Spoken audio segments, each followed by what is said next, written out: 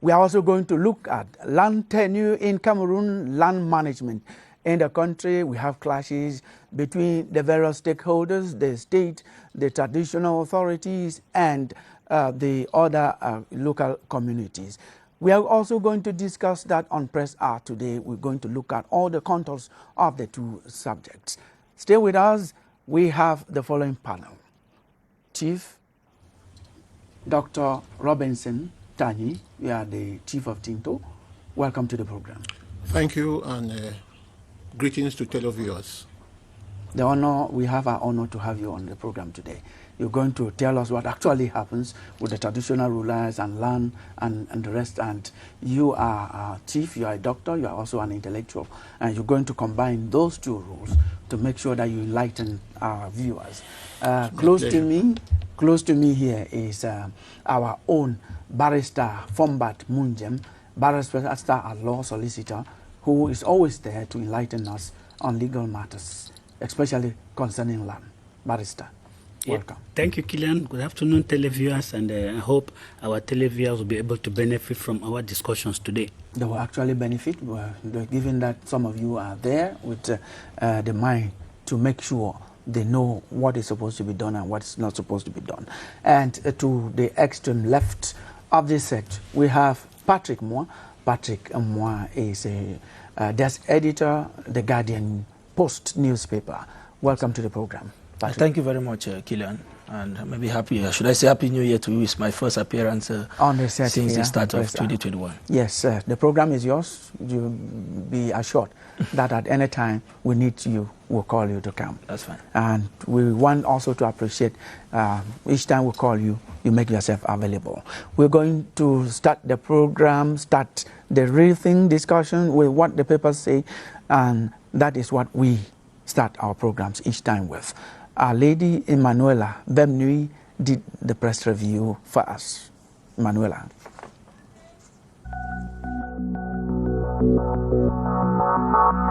The press in Cameroon got busy the weekending as always, churning out news reports across the board to keep their audience on the know. Cameroon Tribune headlines horror on the Chang-Sanchu Highway as 53 perish in Sanchu Road accident on the horizon. To the Guardian Post, 53 roasted in accident involving truck transporting illicit fuel. Then Bia consoles Chang accident victims on the Chronicle Times. Fresh atrocities are reported in the northwest as men in military attire slaughter 4 teenage boys on the Guardian Post. To the Voice, Army kills 4 children mistaken for terrorists. But Army spokesperson says murdered Bamenda teenagers were terrorists. On the horizon, The Voice weekender headlines unruly soldier who shoots above the law in womb. Then an explosion injures 2 in Bamenda on the Herald Tribune, and panic grips Limbe after 2 bomb blasts on the Post weekender.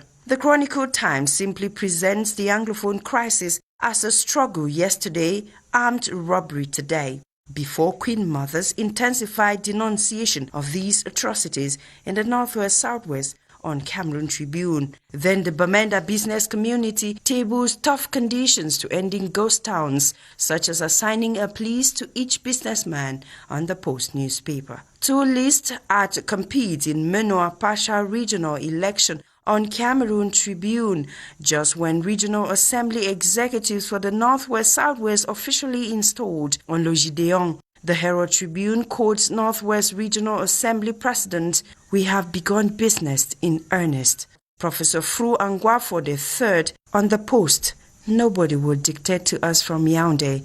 Then Southwest President Zaccheus Elango, "We are starting work right away." Cameroon Tribune takes its readers to discover the pioneer secretary-generals of Regional Assembly. Just when CFA 1 billion road project abandoned in Bimbia on the Star newspaper at a time military separatist care kills Shan momentum in Southwest on the Post newspaper. Limbe groans on the water shortage, heavy security as Shan fallout on the Sun. Cameroon then records more COVID-19 cases, 7 deaths on the Post. Then Ndian records first COVID-19 death on the Crown. The visit of the Vatican Secretary of State, His Eminence Cardinal Pietro Parolin, to Cameroon, the need to ease access to land for refugees, women and IDPs by government, the promise by Japan to support reconstruction of Northwest and Southwest, the qualification of the intermediate lions for the CHAN quarterfinals, and the 856 billion CFA francs revenue generated by customs in 2021 form stories reported by the papers this week. Let's now end our press review with this story on the Guardian Post, wherein 452 tenants are earmarked for eviction from the state low-cost housing SIC as soon as possible. According to the Minister of Housing and Urban Development, Celestine Kecha-Cortez, the shortlisted have breached Article 5 of the law governing their contracts. This exposes them to either eviction from their homes or be dragged to court. Until I come your way again, this is your Hour with the Press.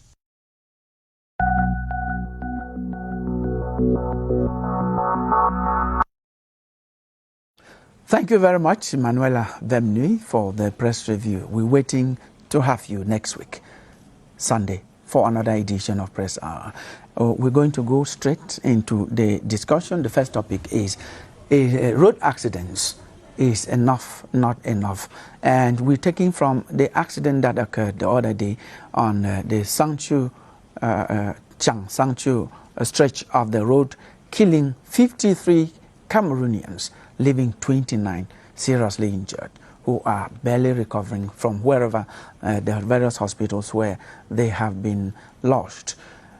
Before that, we have some other accidents. In one other accident, still between the west and the center region, we had about 40, close to 40 deaths. And we have so many other accidents that have totaled more than 100, 130, 150 officially recorded. And we have so many others that we have not talked about. So the figure could even be getting close to 200.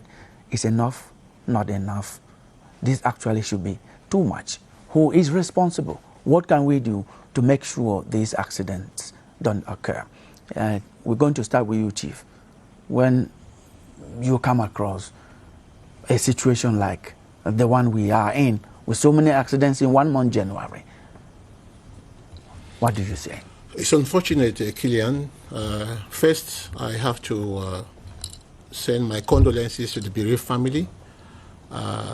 This spate of recurrence in accidents it's a real worry. It comes at the end of the year. I can imagine the pains in the families affected.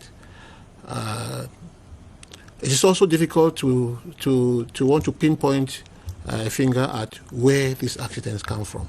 It is true we have bad roads. If we want to compare accidents between the tarred roads and the untarred roads, it is more with the untarred roads. Yes. It is more with the tarred roads than with the untarred roads. Yes. And I think that, some people say it is because of night, because most of the 3 last accidents happened between 1 a.m. and 3 a.m. Yes, we'll talk about that. That's part of what we're going to actually look into deeply, Chief. Just your reaction to the accident, Barrister. Yeah, I think, like we say, accident means involuntary acts.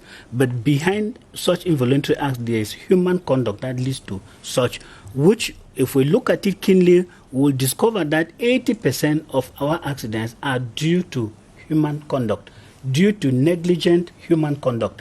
If we go memory lane, you will discover for every accident there is something that was not done, that if it was done, the accident would have been avoided. Okay, that's actually, as I told Chief, we're actually going to look at those things. I just want your first reaction. How do you feel? Sadness? No, but no human being can be indifferent. It is a feeling of pain. We share our empathy with the bereaved. It is actually a painful situation. Nobody will actually condone. Nobody will be happy seeing accidents. Nobody actually. We share in the pain with the bereaved families. Patrick.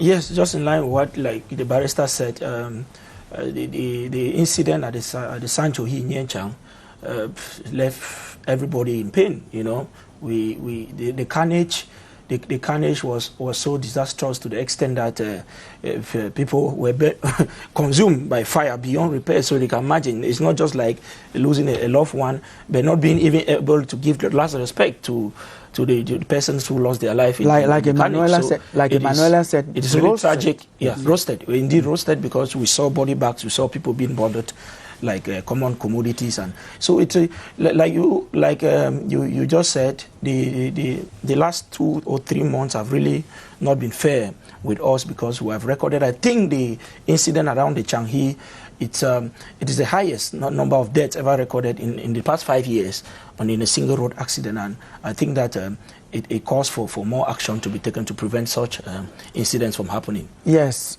most of the accidents Chief Robinson started talking about, most of these accidents that we are discussing here, they happen at night. Mm-hmm.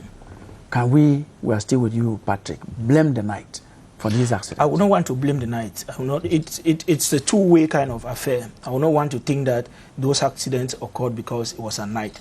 For example, the latest accident, we are being told that it resulted from a head-on collision between a truck transporting fuel, illicit fuel, as we are made to understand. And but that was at night. And the 7-seater bus. I'm just saying that we will not want to imagine that. It's not the first time that this debate about night travel is coming up. Remember, some years back, the then Minister of Transport, Beluba Maigari, had banned night travels in this country, and that ban did not last up to 1 month. It was reversed, and I think that we appear to be chasing the shadow and allowing the object. If we think that the reasons why we have such tragic incidents on our highway is because of night travels, the world over people travel at night. It's not something that is peculiar. It's not akin to Cameroon. We are not inventing the wheel. We concede. Patrick will concede, but the fact is that at night visibility is bad. The roads are bad when visibility is bad, and that stretch of road, Chang Sanchu, actually you have fog. The fog that you have, that part of the very road common, is in such a way that you actually don't see. So you still don't blame the night. Those are all contributing factors, but I think that the night, because if you want to go by that assertion, what about those that happen along the Yaoundé-Douala highway on the daily basis in broad daylight? The last one that killed about 7 persons, and even the other accident that killed five school-going children here in just near Mbamayo in Yaoundé, it was during the day.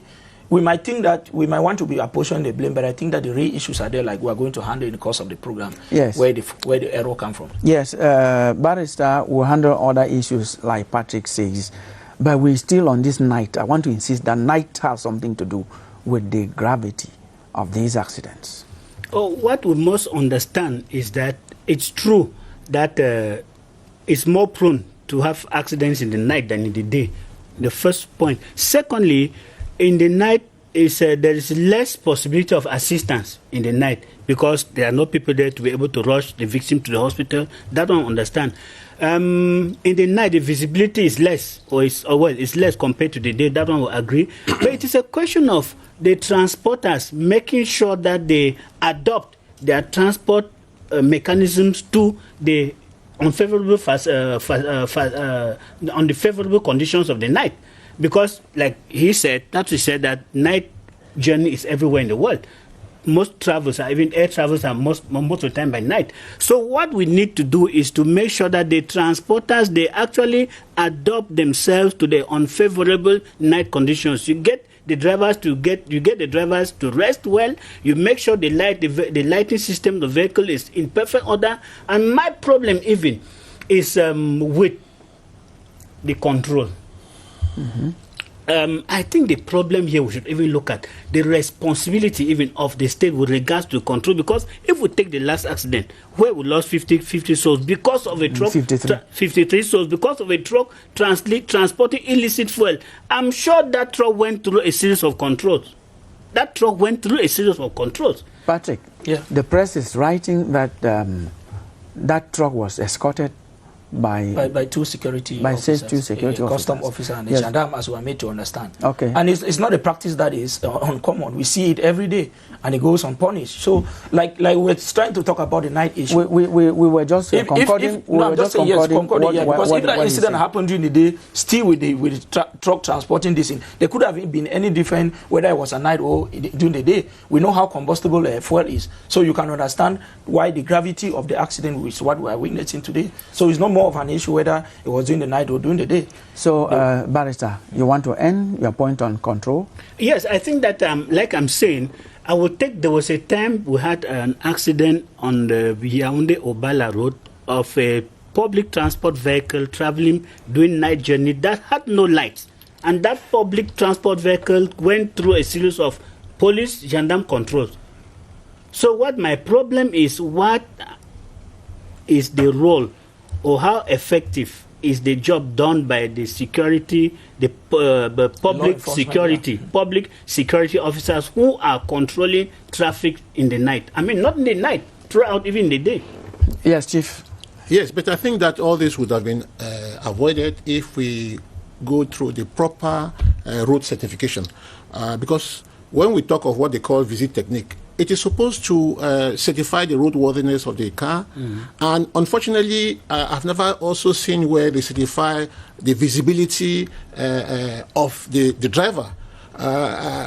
Take Sancho, where the accident happened. You mean the sight of the driver? The sight of the driver. Yes, the director of road transport in the Ministry of Transport just spoke about it and said that out of about 5 people tested for sight, 3 or so don't see well.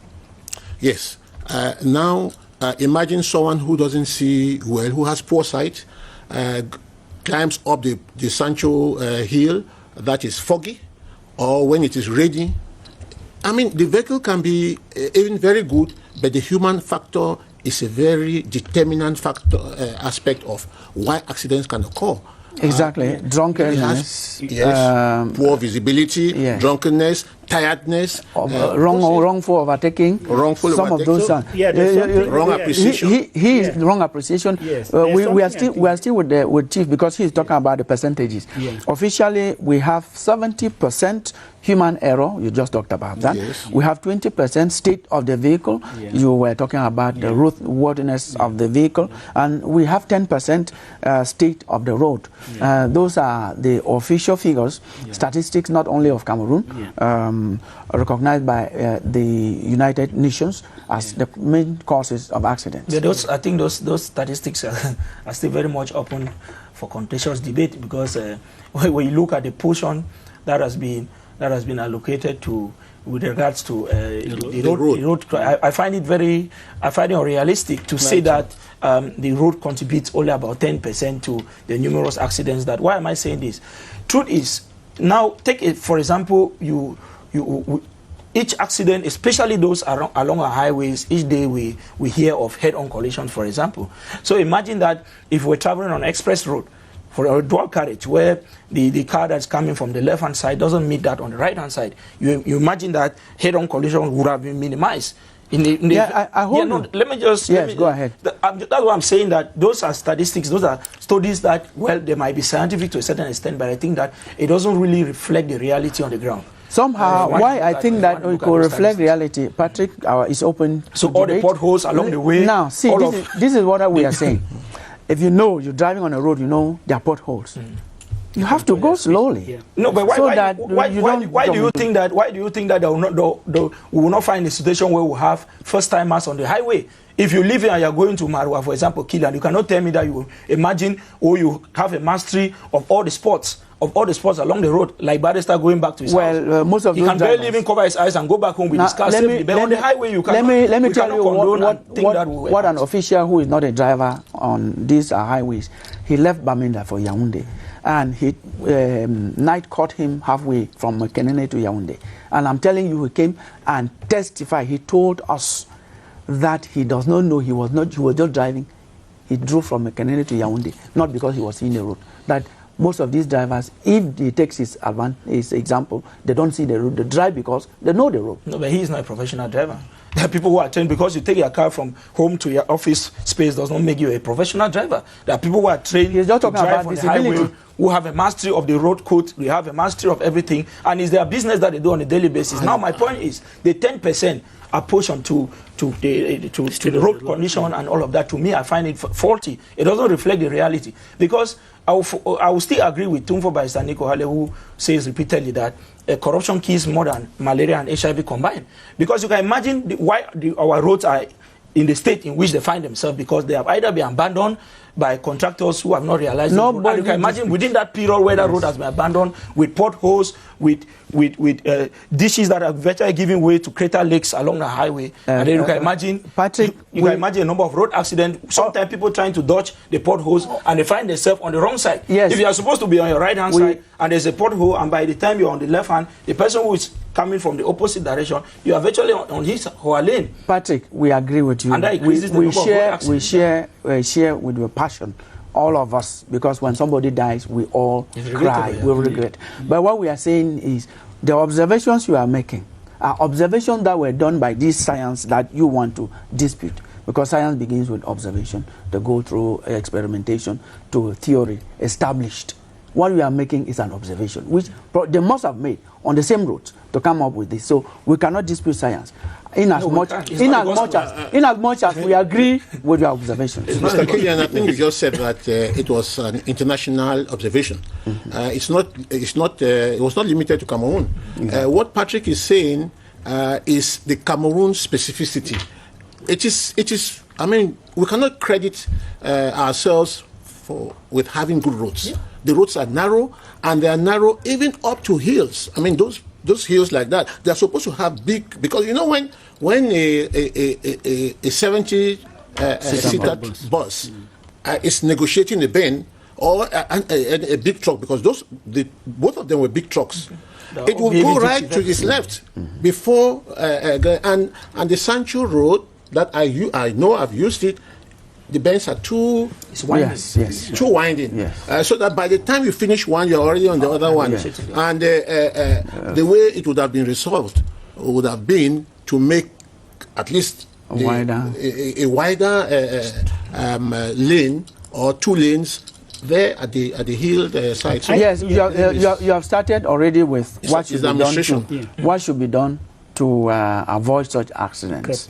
Enough is enough. That's why we are saying improve on our roads. Okay, then what again? Yes, I think, Killian, you said something that put my attention, that the drivers were controlled, and out of 5 drivers, 3 were not, they didn't have good visibility. Yes. Yeah. You see, it's an idea coming to my head now, a reflection. When we talk about roadworthiness of a vehicle, it is done periodically.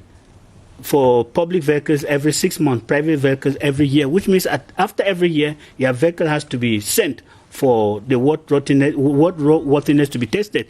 But again, we are not doing any systematic control of the state of the drivers. Once somebody has a driver's license, he has it. So I think that we should also be reflecting the possibility, particularly for public drivers of public transport. They should be able to go through some medical control after a certain period of time, controlling their visibility, controlling the level of their alertness, controlling particularly their alcoholism, the aspect of alcoholism, the alcohol that they take. I think that it's a reflection, we should also be reflecting on how to put in place such mechanisms. I think that also is done, maybe not enough, because I have links with the National Gendarmerie.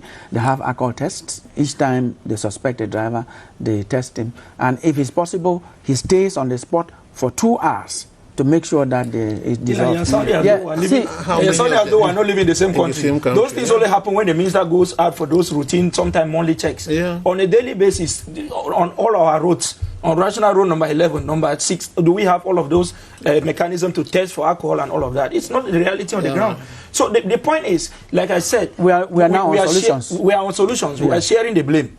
But government will return home with the majority of the blame. Because now when you look at what kind of cars do we import to begin with? Cars that have been used for how many years? For 18 years in Europe, and those are the cars that are sent to Africa as a dumping venture. Now, the tires that we import, what are the qualities of the tires? You take a car here, you have the impression that it's a new car, I just bought a new car. But that's a car that has covered thousands of kilometers. So the problem is that of reinforcing the law, because the law exists. On custom, what do we import? There are countries that are already taking steps, like Ghana. It is not any kind of car that gets into their space. You know, but what kind of cars do we have here? You talk about the minister has gone and he has sanctioned a company, a transport agency that was involved in an accident. The next day, you see they just go take off the logo and the car is back on the highway. Yes. There's no control to ensure that, okay, we have said that Avenue Voyage has been banned or Menor Voyage has been banned. We go there every day to check. We go seal the place and we ensure that those cars do not leave that place. But the next day they're back. So what should be done? What should be done? Government should enforce control. Government should enforce control at the level of even entry. The kind of cars that we bring in here. Most of the cars that we have here are off-the-road cars. Cars that have been used and already worn out, to the extent that they produce a lot of, even cause a lot of environmental damage. That will sanction you and some of us. No, you and some of us. It's better I stay for long without a car than to get into to buy a moving coffin. So we have to be serious. It is not just enough to own the car.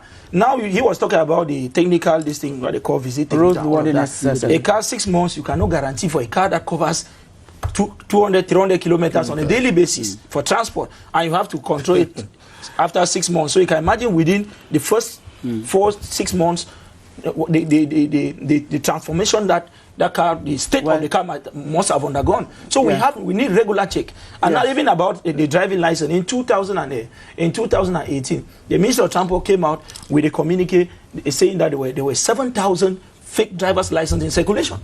It is worrisome to imagine that we have people who are in possession of driver's license who have not undergone the rigorous test and who are not worthy to have those driver's licenses. So you have people moving around with driver's licenses, cars moving around which are moving coffins, and we find ourselves in them just because we have to move from one place to another. Yes, government needs to take more steps to control who gets a driver's license. People are in the car wash point and they take the cars, they just go out to park, the next day they're already driver. Just because you can maneuver, you can turn the car around. We have to be serious. The law actually, in cases of road accidents, gives the judges the possibility of withdrawing driving licenses from the hands of drivers. Yes. I don't know how many judges have successfully withdrawn driving licenses from the hands of regular drivers. We don't see that. My second point is, I think we have a problem with the morality of the traffic police officers, because I don't understand how a faulty car will go through a series of police controls to go and get an accident ahead. I think that we need to work on the morality of the traffic police control of officers. The last solution. I think even understanding the traffic police officers are just being sent from one office to the other.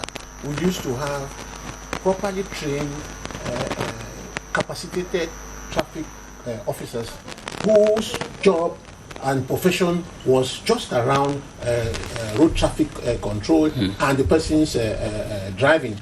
So the high time we make a specific unit for traffic, the better, because today it is more a place where some people go to look for money, and that's why everything goes. Everything goes. Enough is enough. We think that measures should be taken. Whoever it's in their position to do that should be done. The public administration, the driver, the transport agency owners, and even the passengers themselves. We should do what we are supposed to do to make sure that we curb or even stop road accidents, because we think that enough is enough. With that, we move to the next subject. The next topic we have for you is land tenure. What's the problem? There is actually a problem, we think so, with land management in Cameroon. After this report by Constantine Baum, we're going to get into the discussions. Watch this.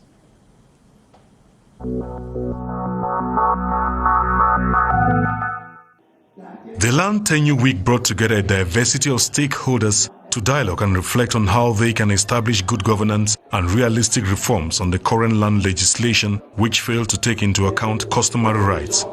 All stakeholders involved in local management will work together in one hand. Traditional rulers, as we are, we are very committed to work hand in hand with the government about land issue. The experiences collected from the field will be used to advocate for better consideration of the interests of the communities in land management. The ordinance of 1974, not only is it outdated, but did not take into consideration emerging living forces like elites. Cameroonians expect to see a new land regime. We are now working on the draft of the new, let's say, land law in Cameroon. Now, on these days, we're working to create conditions for the best use to improve the management, the land management today, and how to keep this land available for new generations in peace, between social cohesion at the local level and at the national level. Several workshops organized between these diverse stakeholders made up of traditional rulers, private companies and ministries directly or indirectly involved in land issues, community leaders and the media. We have to use land for development, and at the same time people living in the same environment should try as much as possible to sit down and work together. The project is carried out by Landcam in partnership with other key stakeholders with the overall goal of establishing good governance in land management.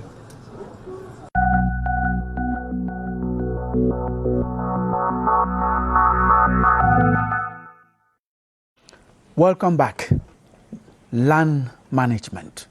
Land tenure, what is the problem? We have traditional authorities against public authorities. We have the reverend, the local population, sometimes against their own traditional authorities and against government for land management. And sometimes even it's just the procedure of getting title deeds for land. There are so many problems in land management in Cameroon. We're going to look at some of those problems and see how we can come out of them. We have a legal mind here, Barrister Fombat Munjem. What can we say is the problem with land in Cameroon?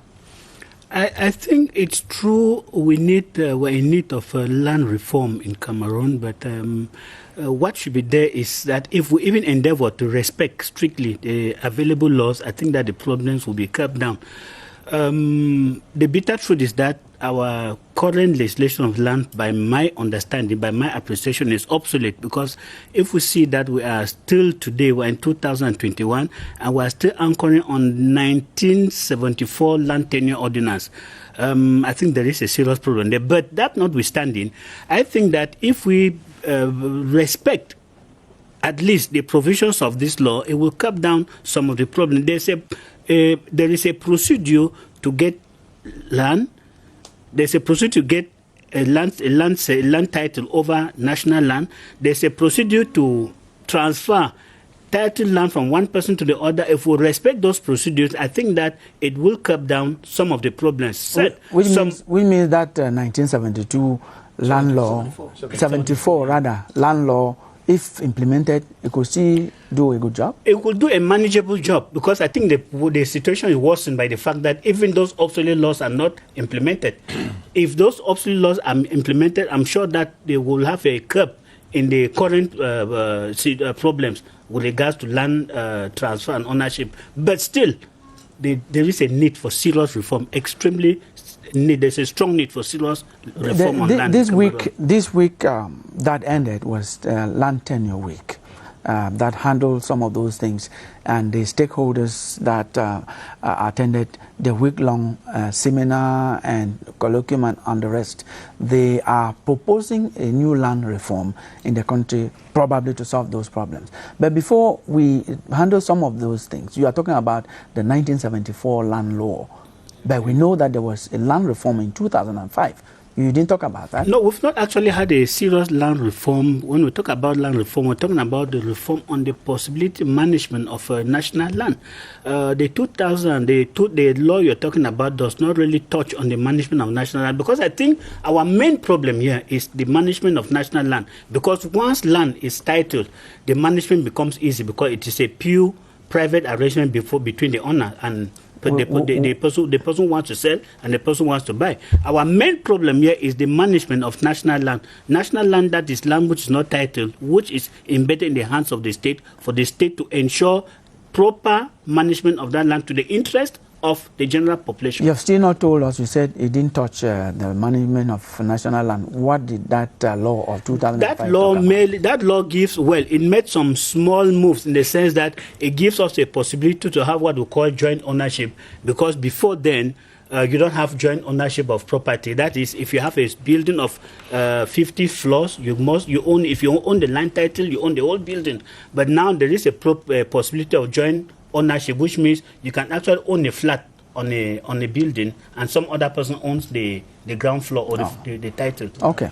Chief, you are a traditional ruler. You were a participant in the land tenure week.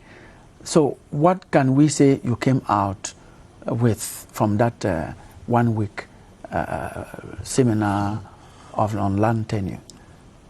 Land tenure or land issues have been aged old. In fact, the first international treaty signed in Cameroon concerned land. That was in 1884 between the Germans and the chiefs of Douala. And that was the first crisis that we've had over land in Cameroon. And that has still continued. I remember my father-in-law used to say, once you acquire a piece of land, you should be prepared to defend it till death. This is like what is happening.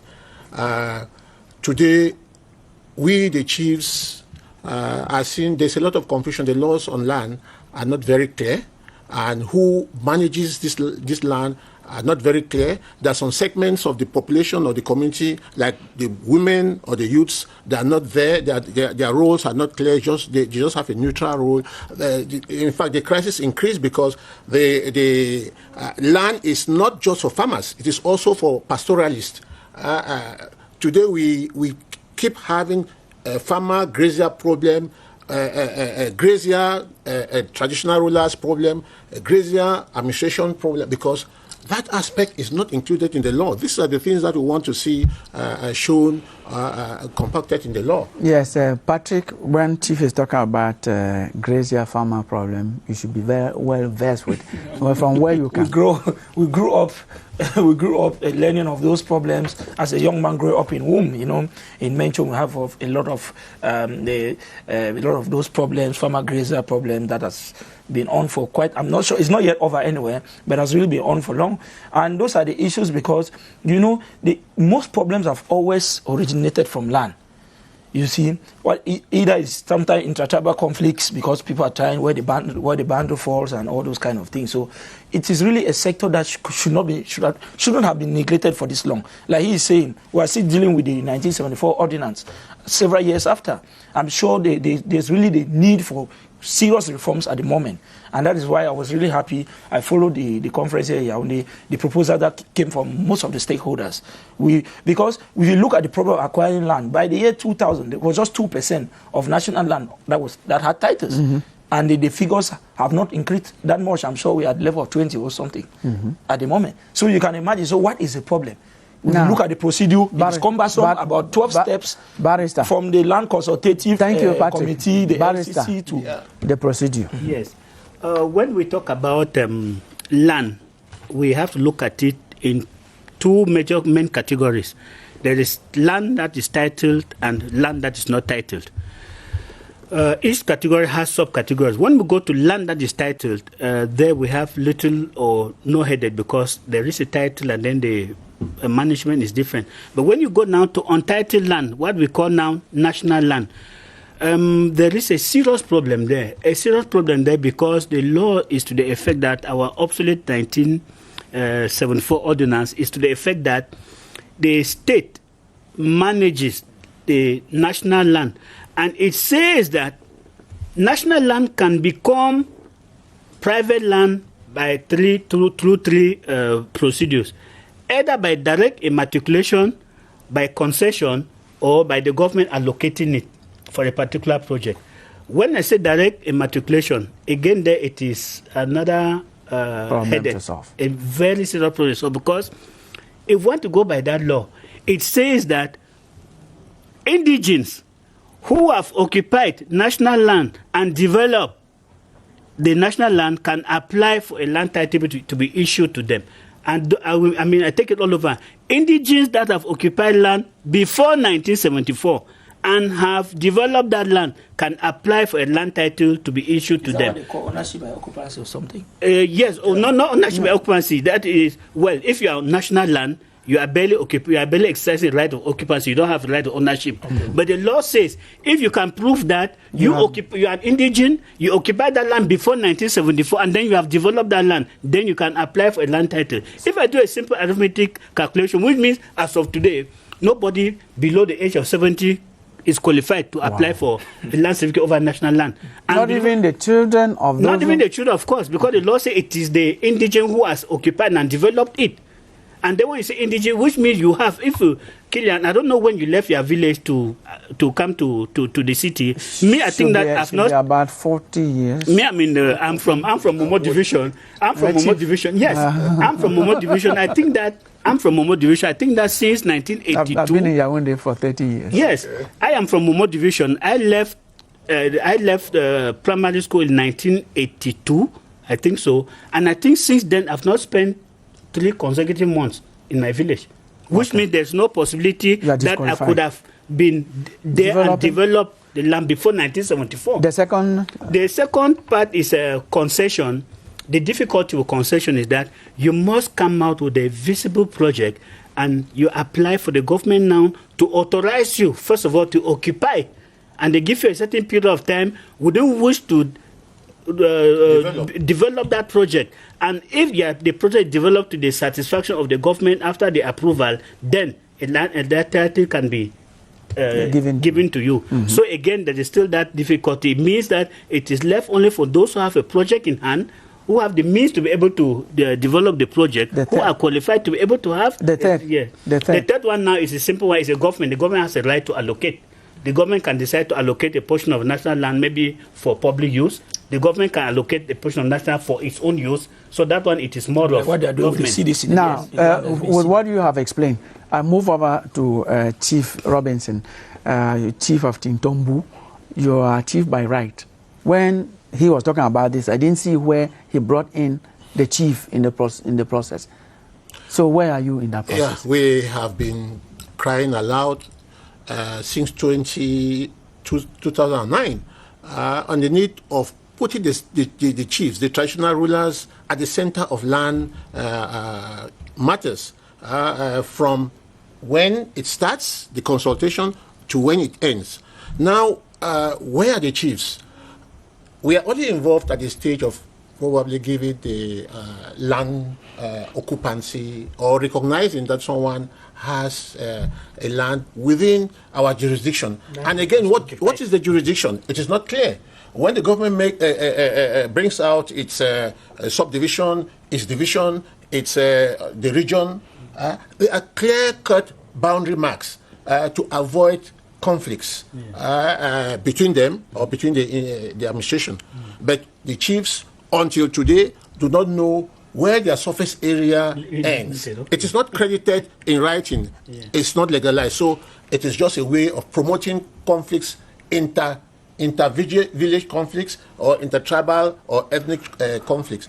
And there, at the level of when they are actually wanting to materialize the land certificate, when the land consultative board comes, the chiefs is there alone, permitted to come with just 2 of his notables. And then the rest of the other members, I mean, in a team of 10, if you have 3 chiefs, the rest are people of the administration. And that's where we say we are a bit marginalized, because the head of the team of the consultative board is the divisional officer, and he comes and, of course, no one in his own sub team can be able to say something against him. Yes.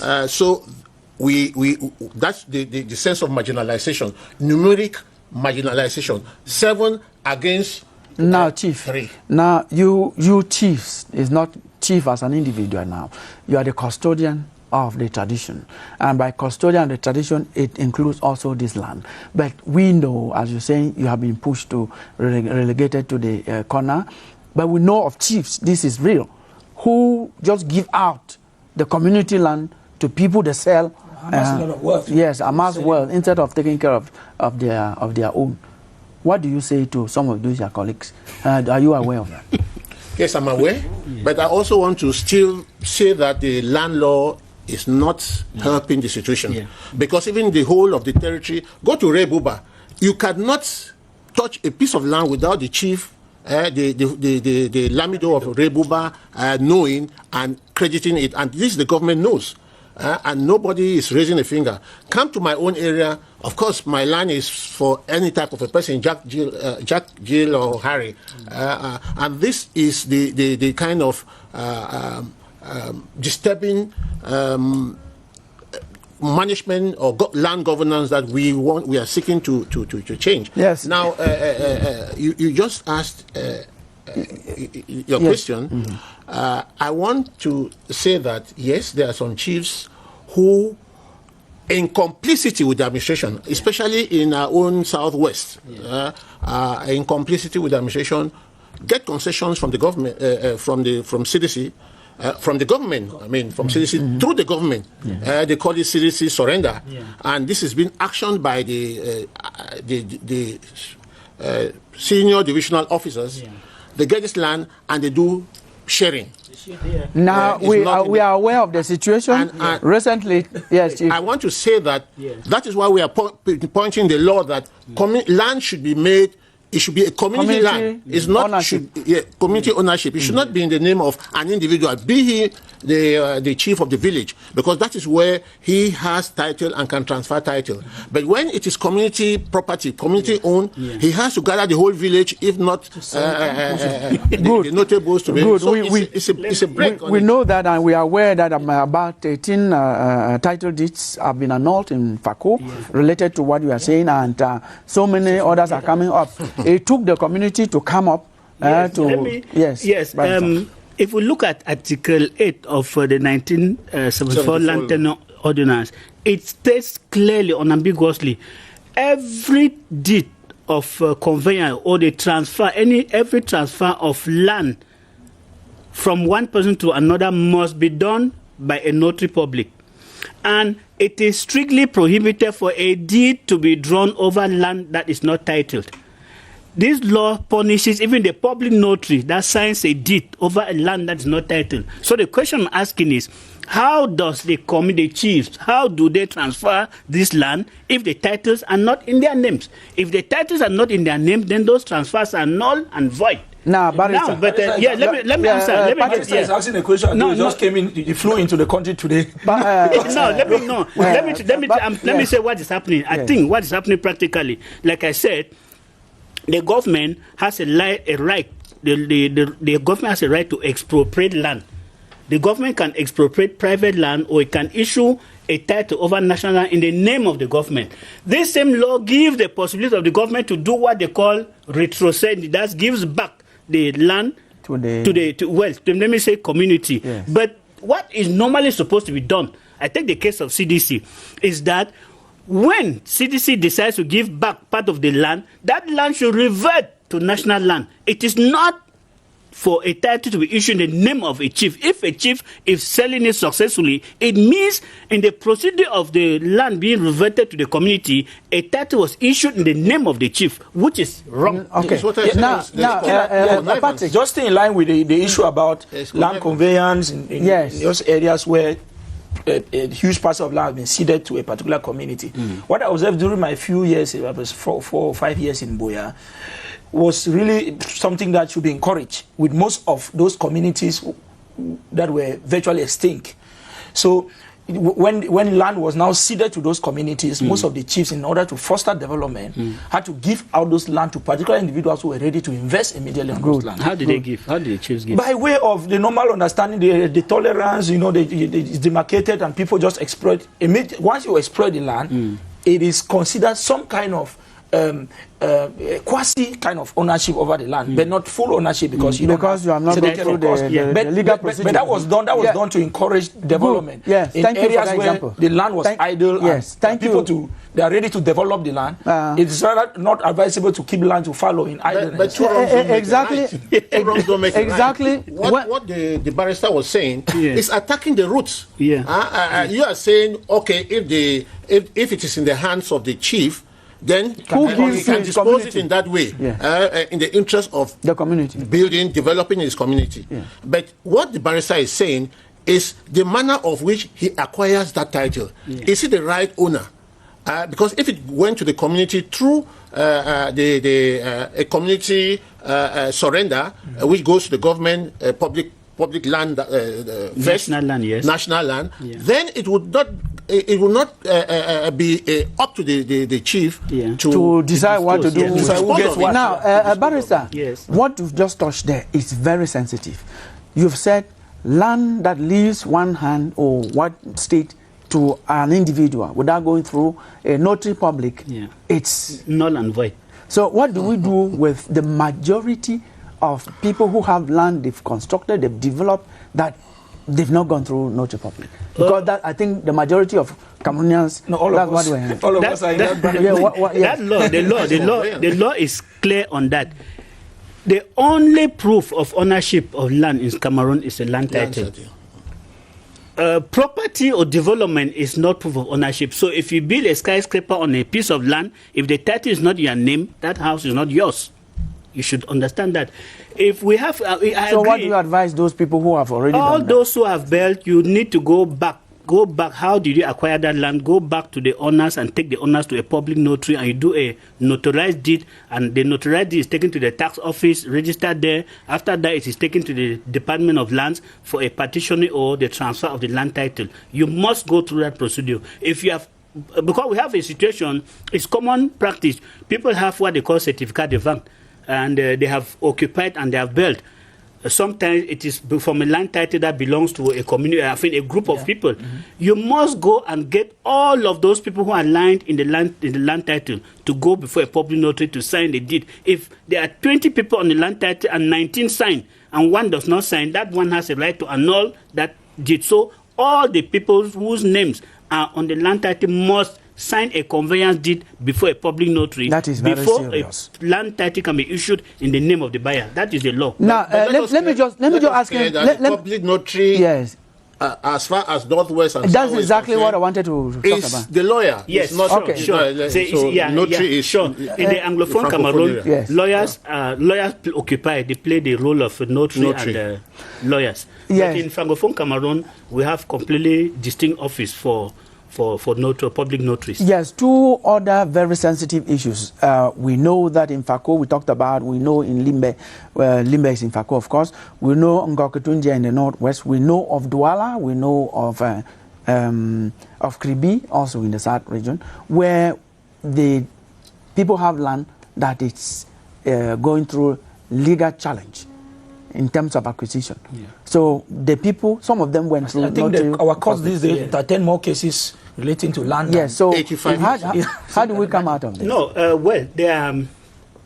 Once you have a problem with the issuance of a land certificate, I mean, the procedure of issuing the land certificate for the first time, if there's any question, any problem of that, it is an administrative court because it is a government that issues a land certificate. So once there's a dispute that has to do with the first issuance of a land certificate, you have to go through the administrative court. But once a land certificate has been issued and that land certificate has not been cancelled, it is now a purely private negotiation between the buyer and the seller. And any dispute there should be taken down to the ordinary law court. What can cause, like I'm saying, what can cause most of the cases that come up is, I take simple examples. You have a land title where there are four people who own a land title, who own a land. The four of their names on the land certificate, one is dead. And then the other three, they go ahead to sell that land, even before a notary, without ensuring on the letters of administration of the deceased person. That is a land transaction that is annulable by the court. Now, if the last thing, which is still sensible, is very sensitive, barrister. so many communities are complaining that the administrators, public administrators in their communities have grabbed their land. What is the law saying about that? There is a circular that prohibits a government official in administrative position from acquiring land in the area where he works. They are banned. They are not supposed to. It's easier said because those lands are not registered under their names. Well, we know the case of Fako. I did investigation on the Fako land grabbing saga, and we emerged with facts that current administrators who were there at the time had grabbed vast portion of land in Limbe and other areas around Fako, registered under the names of their girlfriends, their concubines, and their family members. Well, now it becomes so difficult to say that because... Is it difficult? It is difficult because it is even the same case. It is difficult because it is the same thing like prohibiting government officials being prohibited to do business with government. We know the number of government officials who are into business with government. So it becomes difficult in a country like Patrick. That one has a solution. That one has a solution. If a girl, Mrs. X, has obtained a land title, we just verify to see if she was qualified to obtain a land title. We don't need to find out whether it's a girlfriend to the deal or not. So all you need to do is to verify if that girl or that person who acquired that land was qualified. I mean, I'm talking a case of national land. But if it's private land, what does it mean? I mean that if the law says that you must have been an indigene, you must have developed the land before 1974. It's even the age factor, I'm sure about. Of course, because I mean that at 1974 you should have at least been 20 years. I see. 1974. I see. Now, thank you for clarifying that. So, especially we have nothing against the duos because those are people who are accused. The SDOs, the governors, and the rest, they have no right to own land where they sell. Of course, they have. It's prohibited. That is very clear. Yes. Is there a limit to ownership of land as a citizen in Cameroon? I think that the law is clear that up to 50 hectares should be.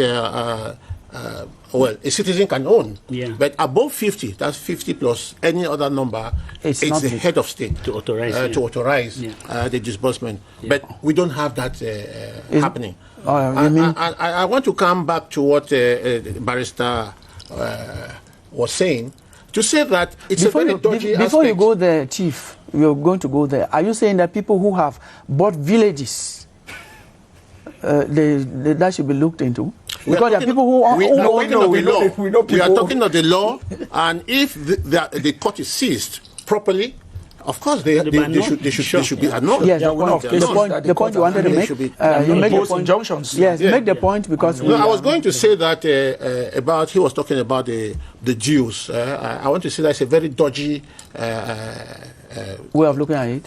Because they know very well that they are not supposed to, and so. In the negotiation with the chief, he said, say, 10 hectares or 20 hectares. That is what they know. He chooses because he's the one who has gone and fought for the surrender. So he chose the place that he wants. And also is the most fertile place. And then it is bare. Yes. Between him and the chief, he knows that this place. So he just tells there's always a middleman who sells it, and it goes directly in the name of the buyer. Yes. And so he or she is the one who's written in the land certificate. Yes. It is not as if the administrative officer had acquired the land before transferring it, because that would have. Thank you, Chief. Briefly, we are moving out of this program. Suggestion. We are moving out. We cannot discuss again. This is what I want to ask you as a question. There's a draft law on land in the making. What do you expect to see? The only thing as a Cameroonian, as somebody who is interested in owning land, is that government should simplify the procedure. It remains cumbersome at the moment, and we will agree that land is a very important factor of production. Yes, you cannot even imagine that you own a house one day. We don't have time again, Barrister. You cannot build the land. You cannot what do you expect from that land? I think that the reforms we should be expecting to see the government play that regalian role of ensuring the equitable distribution of land. I think for me, if the law that is coming ensures equitable distribution of land so that some community or people are not cheated, I think that it will go to help the community. Thank you, Chief. We don't have time again to our side. That, briefly. Land should be a source of strength, of unity, and not of division or of conflict. It should be a basis for food security, for a cultural identity, and not a something that is just left for any person to source come of in conflict. conflict. Thank you very much, Chief, gentlemen, for coming. We also want to thank you, all our viewers, for watching. If you missed out on this program, you're just joining us, you can watch it tomorrow. It will broadcast at 2:30 to 3:30 p.m. or at your convenience on your handset, wherever you are. Just connect to CRTV Web, Facebook. Thanks again for watching. Nice time.